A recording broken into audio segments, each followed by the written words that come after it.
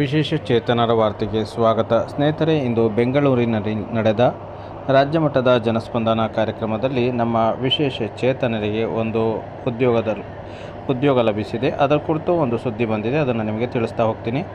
ನಮ್ಮ ಚಾನಲ್ ಹೊಸದಾಗಿ ನೋಡ್ತಾ ಇರೋರು ದಯವಿಟ್ಟು ಚಾನಲ್ ಸಬ್ಸ್ಕ್ರೈಬ್ ಆಗಿಲ್ಲ ಅಂದರೆ ಈಗಲೇ ಸಬ್ಸ್ಕ್ರೈಬ್ ಮಾಡಿಕೊಂಡು ಈ ವಿಡಿಯೋಗೆ ಒಂದು ಲೈಕ್ ಕೊಡಿ. ಪ್ರತಿದಿನ ವಿಶೇಷ ಚೇತನರ ವಾರ್ತೆಯನ್ನು ತಪ್ಪದೇ ವೀಕ್ಷಿಸಿ.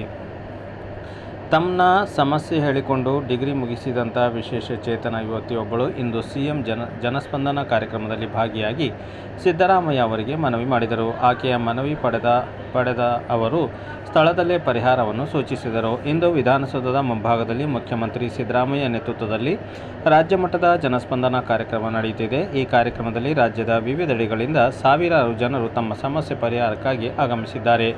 ಮಧ್ಯಾಹ್ನವಾದರೂ ಜನಸ್ಪಂದನ ಕಾರ್ಯಕ್ರಮದಲ್ಲಿ ಜನರು ಮಾತ್ರ ಕಡಿಮೆಯಾಗುತ್ತಿಲ್ಲ, ಇನ್ನು ಹೆಚ್ಚೇ ಆಗುತ್ತಿದ್ದರು. ಉರಿ ಬಿಸಿಲಿನಲ್ಲೂ ಮುಖ್ಯಮಂತ್ರಿ ಸಿದ್ದರಾಮಯ್ಯ ಅವರು ಜನರ ಬಳಿಗೆ ಸರ್ಕಾರ ಎಂಬ ರೀತಿ ಸಮಸ್ಯೆಯನ್ನು ಶಾಂತ ಚಿತ್ತದಿಂದ ಕೇಳುತ್ತಾ ಅದನ್ನು ಪರಿಹರಿಸುವ ಕಾರ್ಯಕ್ರಮದಲ್ಲಿ ತೊಡಗಿದ್ದಾರೆ.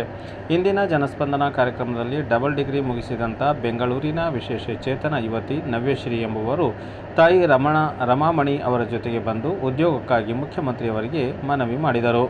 ವಿಕಲಚೇತನ ಯುವತಿ ನೀಡಿದಂಥ ಮನವಿ ಸ್ವೀಕರಿಸಿದ ಸಿಎಂ ಸಿದ್ದರಾಮಯ್ಯ ಅವರು ಉದ್ಯೋಗ ಮೇಳದ ವೇಳೆ ಈ ಅರ್ಜಿಯನ್ನು ಪರಿಗಣಿಸುವಂತೆ ಸ್ಥಳದಲ್ಲಿದ್ದ ಅಧಿಕಾರಿಗಳಿಗೆ ಸೂಚಿಸಿ ವಿಶೇಷ ಚೇತನ ಯುವತಿಯ ಬದುಕಿಗೆ ಉದ್ಯೋಗದ ಭರವಸೆ ನೀಡಿದರು. ಈ ಮೂಲಕ ವಿಶೇಷ ಚೇತನ ಯುವತಿಯ ಬದುಕಿಗೆ ಅವರು ಆಸರೆಯಾದರು.